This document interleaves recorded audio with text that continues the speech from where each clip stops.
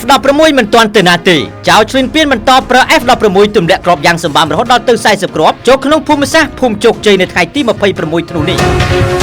យោងតាមលោកជំទាវឧត្តមសេនីយ៍ឯកម៉ាលីសូជីតាអ្នកនាំពាក្យក្រសួងការពារជាតិកម្ពុជាបានឲ្យដឹងថាចាប់ពីម៉ោង 6:8 នាទីដល់ម៉ោង 7:15 នាទីថ្ងៃសុក្រទី26ខែធ្នូឆ្នាំ2025នេះយោធាថៃបានប្រើប្រាស់យន្តហោះចម្បាំង A16 ទម្លាក់គ្រាប់បែកយ៉ាងច្រើនសន្ធឹកសន្ធាប់រហូតដល់ទៅចំនួន40គ្រាប់ចូលក្នុងភូមិសាស្ត្រភូមិជោគជ័យឃុំអូបីជាន់ស្រុកអូជ្រៅខេត្តបន្ទាយមានជ័យ